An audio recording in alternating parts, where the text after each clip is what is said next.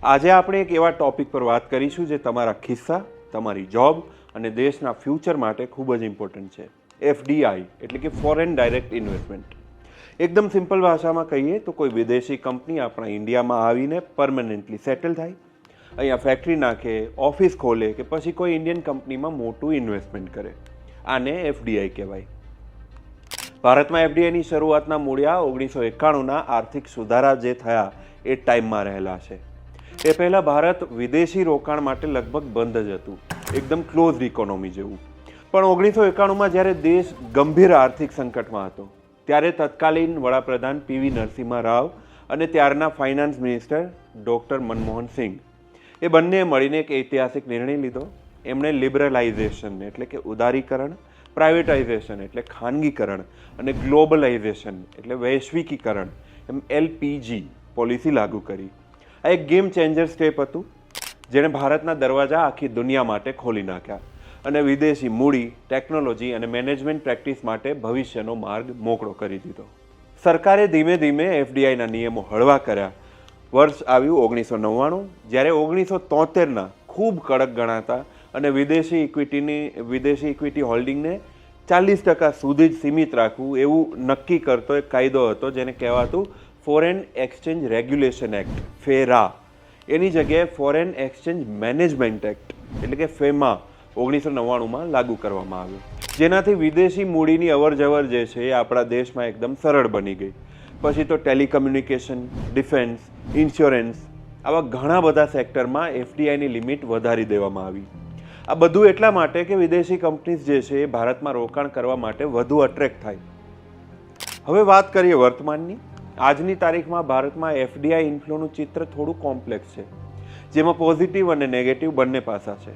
એમાં પહેલાં આપણે પોઝિટિવ પાસા પર નજર કરીએ તો એક તરફ કુલ એફડીઆઈ ઇન્ફ્લોમાં મજબૂત વૃદ્ધિ જોવા મળી છે. નાણાકીય વર્ષ 2024-25માં ભારતમાં $81.04 બિલિયન એફડીઆઈ આવ્યું છે. એના આગળના વર્ષ કરતાં આ 14% વધારે રહ્યું છે.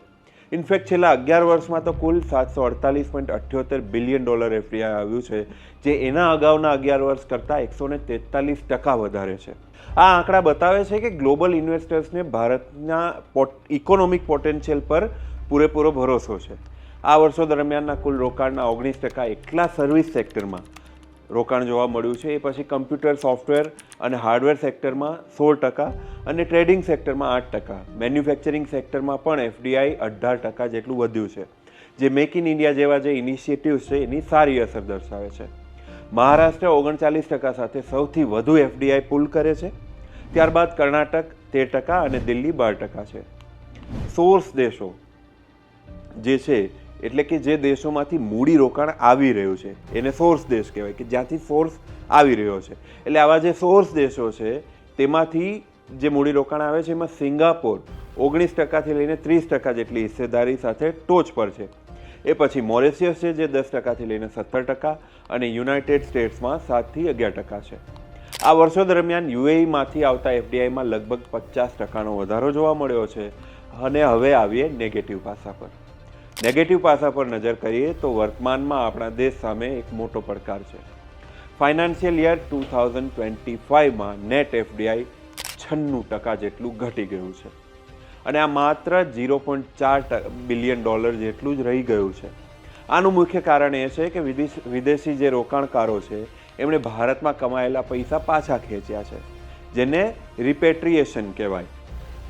અને બીજું કારણ એ કે ભારતમાં કંપનીઝે પણ ભારતીય જે કંપનીઝ છે એ પણ દેશ કરતાં વધારે વિદેશમાં રોકાણ વધારે કરવા માંડી છે. આ વધતા આઉટવર્ડ એફડીઆઈ એટલે બહાર જઈ રહ્યો છે પૈસો ભારતનો, અને અહીંયાની જે કંપનીઝ છે ભારતની કંપનીઝ પણ વિદેશમાં રોકાણ કરી રહી છે. એટલે આ વધતા આઉટવર્ડ એફડીઆઈ પર નાણાં મંત્રાલયે પણ ધ્યાન આપવાની જરૂરિયાત દર્શાવી છે. એવું કહીને કે જો ભારતીય કંપનીઝ ઘરેલું બજારને બદલે વિદેશમાં રોકાણ કરવાનું વધુ પસંદ કરે તો તે ચિંતાનો વિષય બની શકે છે, કારણ કે તે ઘરેલું નોકરીઓ અને આર્થિક વૃદ્ધિને અસર કરી શકે છે. જો કે આરબીઆઈ આને પરિપક્વ બજાર એટલે કે મેચ્યોર માર્કેટની નિશાની માને છે. તેમનું કહેવું છે કે વિદેશી રોકાણકારો સરળતાથી આવી શકે છે અને સરળતાથી જઈ શકે છે, એ આપણી અર્થવ્યવસ્થા માટે ખૂબ સારું છે.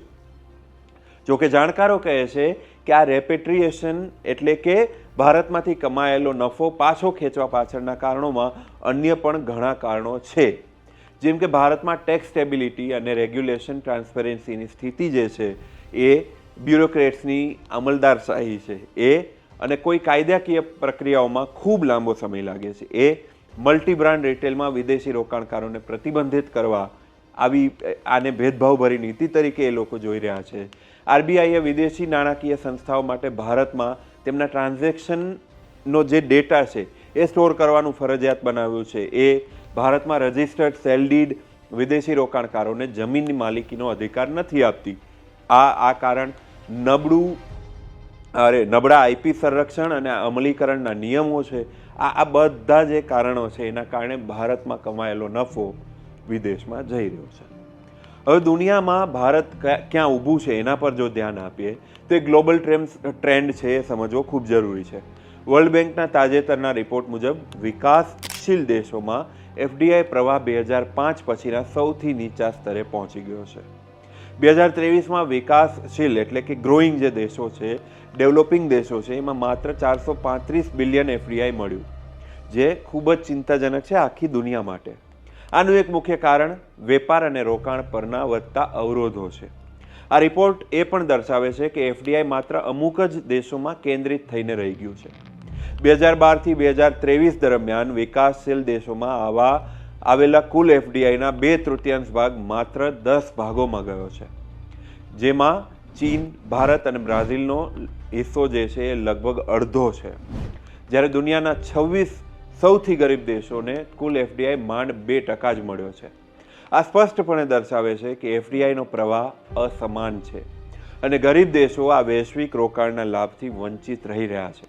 યુએનસીટીએડીના વર્લ્ડ ઇન્વેસ્ટમેન્ટ રિપોર્ટ 2024 મુજબ 2023માં ભારતના એફડીઆઈ ઇન્ફ્લોમાં 43%નો ઘટાડો થયો, જેના કારણે આપણું ગ્લોબલ રેન્કિંગ 2022માં 8મા સ્થાનેથી ઘટીને 2023માં 15મા સ્થાને આવ્યું છે. એટલે એક વાત તો સ્પષ્ટ છે કે એફડીઆઈ આપણા દેશની આર્થિક પ્રગતિનો એક પાયાનો પથ્થર છે, પણ બસ એટલી પ્રાર્થના કરી શકીએ કે જે પ્રમાણે આ ઘટી રહ્યું છે, એફડીઆઈનો ઇન્ફ્લો આપણે ઘટી રહ્યો છે, અધિકારી સાહેબો એટલે કે બ્યુરોક્રેટ્સ અને તેમની બનાવેલી જે પોલિસીસ છે, તેમની ઘણી બધી ખરાબ પ્રવૃત્તિઓ છે આ બ્યુરોક્રેટ્સની, અને વિચિત્ર પ્રકારની તેમણે બનાવેલી નીતિઓ છે અને બેજવાબદાર કાર્યવાહી છે, એના કારણે જે દરવાજા 1991માં પીવી નરસિમ્હા રાવ અને ડૉક્ટર મનમોહન સિંઘે ખોલ્યા છે 1991માં, એ હવે બંધ ના થઈ જાય તો સારું. નમસ્કાર.